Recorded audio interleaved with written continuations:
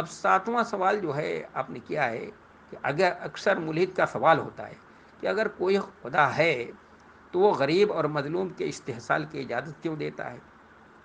اس کو ان کے انداز میں جواب کیا دیا جائے؟ اس کی طرف برائے مہربانی روشنی ڈالیں۔ اصل پہلے تو اس کو یہ سمجھانے کی کوشش کی جائے گی ملحد ہے ایک شخص جو ہے اللہ کا انکار کرتا ہے، دہریہ ہے، جیسے آج کے زمانے میں ہیں لوگ، بہت سے لوگ ہیں جو دہریہ اللہ کا انکار کرتے ہیں، یہ کرتے ہیں۔ اس کو یہ بتایا جائے گا اتنا بڑا کارخانہ یہ چل رہا ہے، ظاہر ہے اس کے پیچھے کوئی نہ کوئی طاقت ہے، اور وہ طاقت کیا ہے؟ وہ حکیم ہے۔ اس کا کوئی کام یہ نہیں، یہ کام، یہ دنیا، یہ پوری کائنات اور کائنات کی ہر چیز جو ہے وہ ایک حکمت کے تحت وہ اس نظام کو چلا رہا ہے، اور اس نے ہمیں اس کائنات میں پیدا کیا، بنایا، اور کائنات کی ہر چیز کو ہمارے لیے اس نے مسخر کیا ہے، اور ہمیں اس دنیا میں اس نے ایک با اختیار مخلوق کی حیثیت سے، جیسے انسان با اختیار مخلوق ہے، وہ جنات بھی با اختیار مخلوق ہے بس، اور اس کے علاوہ جو مخلوق ہیں وہ غیر ذمہ دار ہیں، ان کو کوئی ذمہ داری نہیں، ان کو کھایا پیا اور رہے اور چلے گئے، ختم، ان سے کوئی حساب کتاب نہیں ہوگا۔ لیکن انسان اور جن، یہ دو کیا ہیں؟ یہ ذمہ دار مخلوق ہیں۔ تو اس دنیا میں ہمیں اللہ تعالیٰ نے کوئی اختیار دیا ہے، اور اختیار دے کر مسلسل ہم آزمائش کے اندر ہیں، اس لیے ہمارا امتحان ہو رہا ہے، پورے انسان کیا ہیں؟ مسلسل امتحان اور آزمائش، اور جنوں کو بھی امتحان اور آزمائش میں رکھا گیا ہے۔ اب امتحان کیا ہو رہا ہے؟ اب امتحان ہمارا اس کائنات میں یہی ہے، اس کو بتائیں گے کہ دیکھو ہمارا امتحان اس کائنات میں یہی ہے کہ ہمیں اللہ نے جو اختیارات دیے ہیں اس اختیار کو ہم صحیح استعمال کر رہے ہیں یا نہیں کر رہے ہیں۔ مثلا ایک شخص کو اللہ نے اقتدار دیا ہے، ایک شخص کو طاقت دی ہے، تو وہ اپنے اقتدار کا صحیح استعمال کرتا ہے یا نہیں کرتا ہے، اور طاقت دی ہے تو اس طاقت کا صحیح استعمال کر رہا ہے یا نہیں کر رہا ہے۔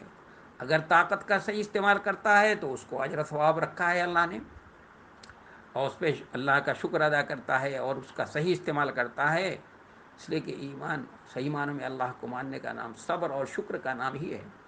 اس لیے مومن کے بارے میں یہی ہے کہ اگر مومن کو اللہ تعالیٰ کوئی وہ انعام ہو اللہ کی طرف سے، اس کو آسودگی حاصل ہو تو اس پہ شکر کرتا ہے، تو اللہ تعالیٰ اس کو اجر و ثواب دیتا ہے، اور اگر کوئی مصیبت آتی ہے اس پر کیا کرتا ہے؟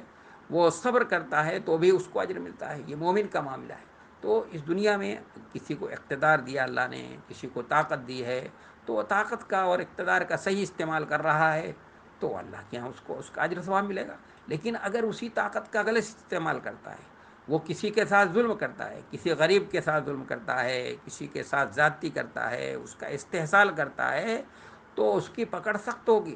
لیکن یہ بھی ہم بتائیں گے اس کو کہ بھائی دنیا اللہ نے پکڑ کی جگہ نہیں بنائی ہے، دنیا کو دارالعمل نہیں بنایا، دارالجزا نہیں بنایا، یہ دارالعمل ہے۔ یہاں تو انسان جو ظلم کر رہا ہے وہ اس کو ڈھیل دے رہی ہے، رسی ڈھیل ہے اس کی، جو اچھا کام کر رہا ہے اس کے ساتھ اللہ کا معاملہ ہے، وہ اس کو یہاں پر بھی بدلہ نہیں ملے گا، اس کا اسٹور ہو رہا ہے، اس کی نیکیاں جو ہیں اسٹور ہو رہی ہیں، کل قیامت کے دن اس کا بدلہ ملے گا۔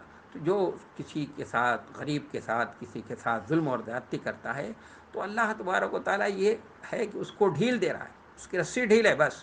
یہ نہ سمجھے کہ اللہ تعالیٰ اس سے غافل ہے، نعوذ باللہ، اس نے کائنات کو بنایا ہے تو وہ غافل نہیں۔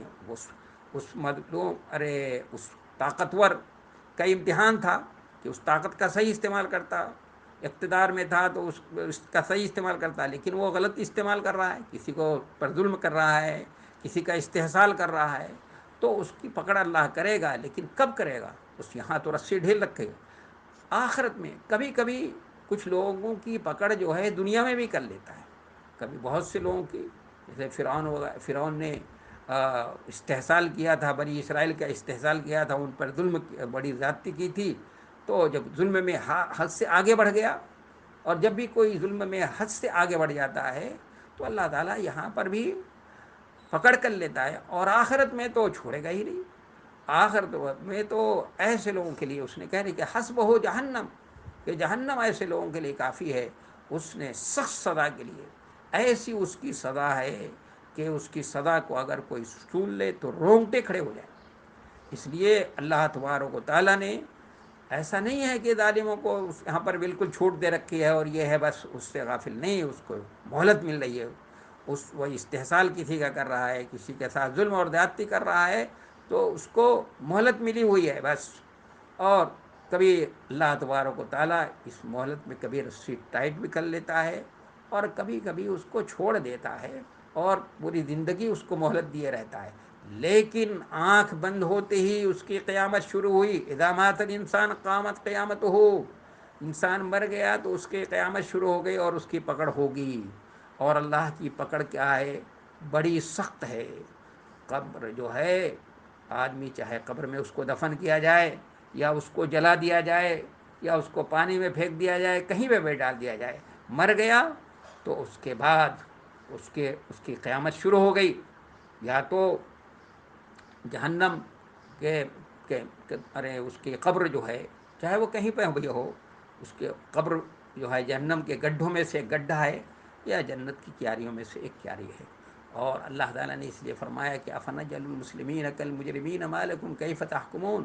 کل قیامت کے دن وہ چونکہ حکیم ہے، اس نے اس کائنات کو بنایا ہے اور اس کائنات کو ایک حکمت کے تحت وہ چلا رہا ہے، تو اسی کے حکمت کا تقاضا یہ ہے، اس کی ربوبیت کا بھی تقاضا یہ ہے، اس کی رحمانیت کا بھی تقاضا، چونکہ وہ رحمان اور رحیم بھی ہے، تو رحمانیت کا اور اس کے رحمان ہونے کا اور اس کے رحیم ہونے کا تقاضا یہی ہے کہ ایک دن ایسا ہونا چاہیے، انصاف کا دن، کہ جس دن لوگوں کے درمیان کیا ہے، ظالم اور مظلوم کے درمیان فیصلہ کر دیا جائے، لکیر کھینچ دی جائے۔ اور اس دن اللہ تبارک و تعالی مظلوم کی طرف سے خود جو ہے اس کی داد رسی کرے گا اور ظالم سے پوچھے گا تم نے اس کے ساتھ کیا زیادتی کی ہے۔ اللہ تعالیٰ دونوں کے ساتھ یکساں فنجعل المسلمین کالمجرمین ما لکم کیف تحکمون، کہ کیا مسلمان کو، نیکوکار کو اور ایک ظالم کو ہم یکساں کر دیں گے؟ اس کو اگر ڈھیل دی ہے، یہاں پر استحصال کر رہا ہے اور وہ کسی مظلوم کے ساتھ زیادتی کر رہا ہے، تو اللہ تبارک و تعالیٰ اس کی بڑی سخت پکڑ کرے گا۔ اس لیے اللہ کی پکڑ سے بچتے رہنا چاہیے۔ اور اللہ تبارک و تعالیٰ جو ہے پکڑ کبھی دنیا میں بھی کر لیتا ہے، بہت سی لوگوں کی ہے، اس کے سامنے نظیریں پیش کیجئے، بتائیے کہ دیکھو فلاں کی پکڑ کی، فلاں قوم کی پکڑ کی۔ اور آج بھی اللہ تعالیٰ ایسے لوگوں کو وارننگ دیتا رہتا ہے، جو لوگ بھی ظلم اور زیادتی کر رہے ہیں، بہت سے لوگ کر رہے ہیں، جو قومیں کر رہی ہیں، ایک سپر پاور پڑا ہوا ہے، دادا ہے، وہ بھی کر رہا ہے، لیکن اس کو بھی اللہ کی طرف سے وارننگ ہو رہی ہے۔ دیکھیے آج کل جو اس کے حالات ہیں وہ کیا ہے، وہی وارننگ ہے کہ دیکھو تم ظلم میں بہت آگے بڑھ چکے ہو، اپنے اس رویے سے باز آ جاؤ، ورنہ اللہ کی پکڑ بڑی سخت ہے۔ اس لیے اور اس کو اس انداز سے سمجھائیں گے، بتائیں گے کہ بھائی اس کائنات کا خالق اور مالک ہے، وہ پوری حکمت کے ساتھ، وہ حکیم بھی ہے، وہ علیم بھی ہے، وہ خبیر بھی ہے، وہ رحمان اور رحیم ہے۔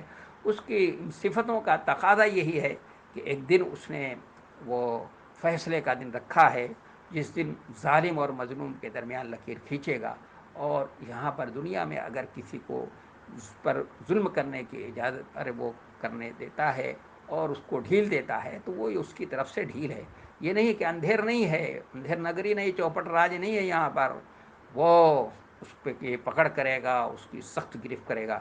کیوں کہ اس نے یہاں پر جو امتحان ہے، وہ اس امتحان میں وہ فیل ہو گیا ہے۔ جو ظالم کسی کے ساتھ اس غلط طاقت کا غلط استعمال کر رہا ہے، اپنے پیسے، اپنی قوت کا غلط استعمال کر رہا ہے، جو بھی غلط استعمال کرے گا اس کی پکڑ ہوگی۔ میں سمجھتا ہوں کہ یہ بات جو ہے واضح ہو گئی ہوگی۔